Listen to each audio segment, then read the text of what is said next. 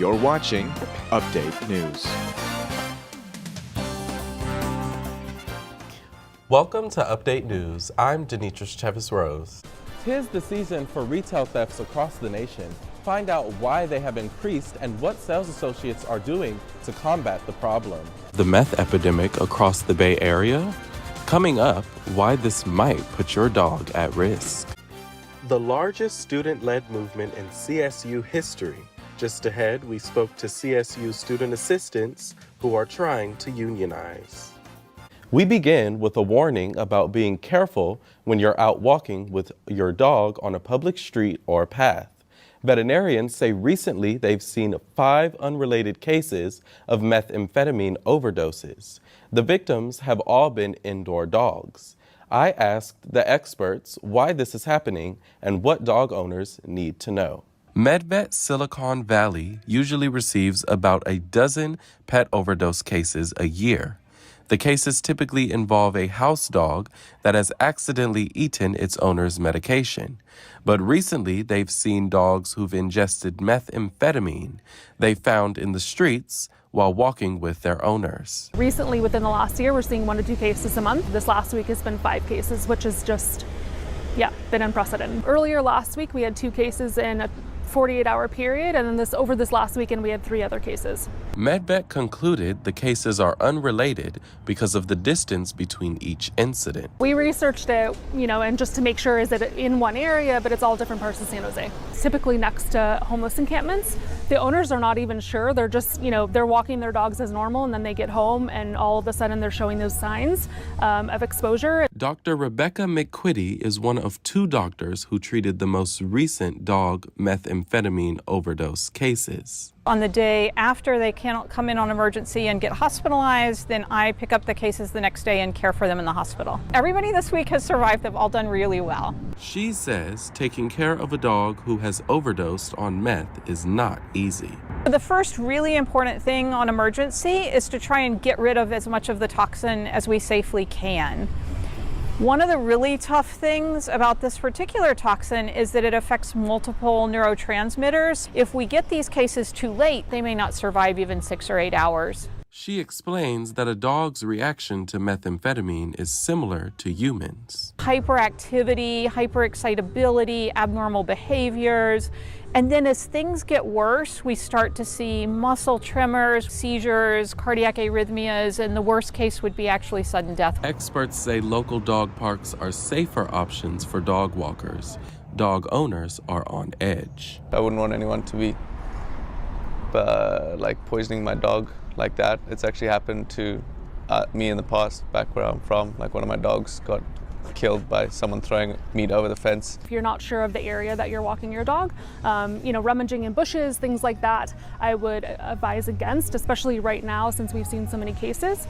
Vets recommend that you hold your dog's leash tight when you're on a walk.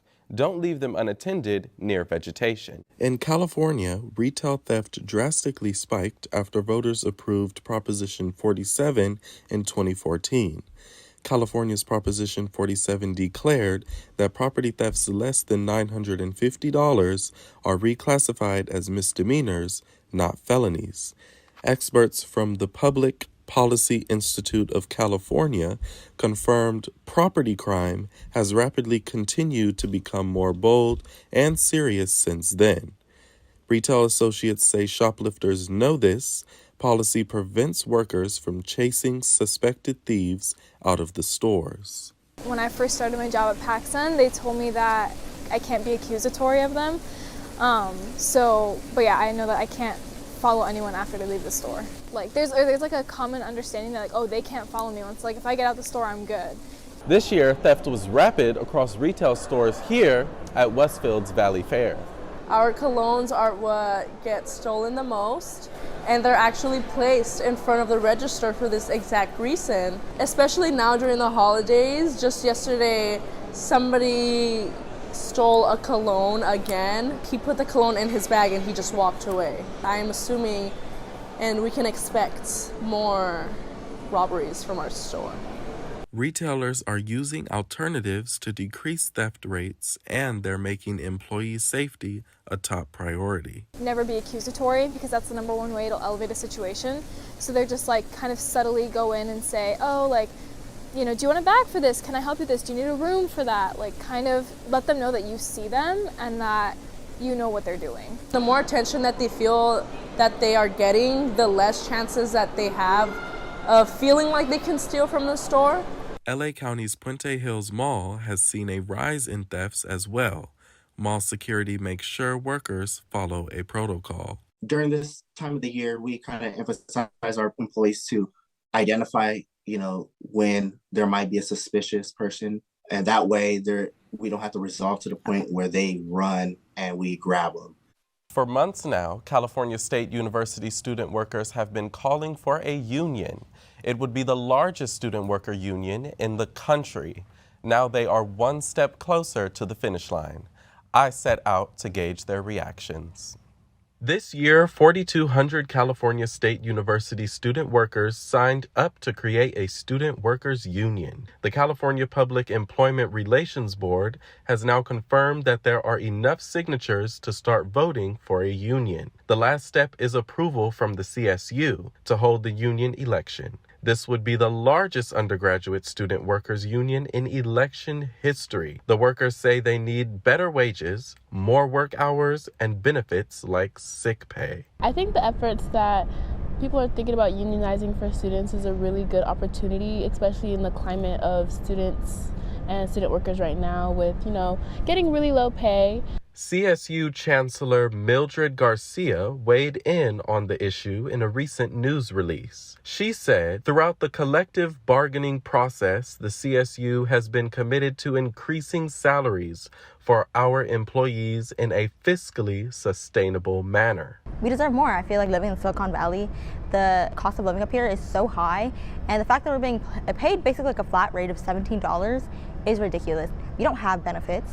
We aren't getting paid. I'm sorry, a lot of us are not getting paid on time. I'm getting paid days later, even months later. The CSU Student Workers Union organization quoted CSU legal counsel Timothy Young in an Instagram post yesterday. Young wrote in a court letter that the student's primary role is that of a student and not a traditional employee.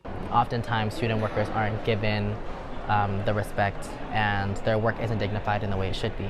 These offices, the departments, the universities themselves don't run without student workers. We are truly the backbone of the university next to faculty and staff. Student workers say they are waiting to hear back from CSU. Student organizers are hoping to hold an election in January.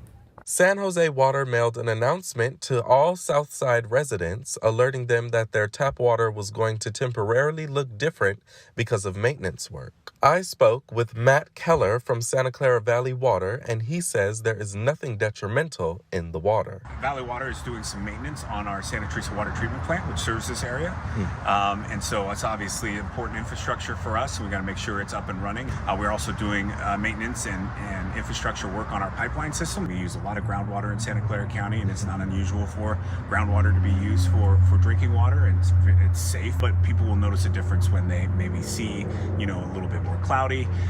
Sometimes it leaves spots on dishes. South San Jose typically receives surface water directly from the reservoirs, but for the next 6 months, San Jose Water will be supplying residents with groundwater from different wells around the city.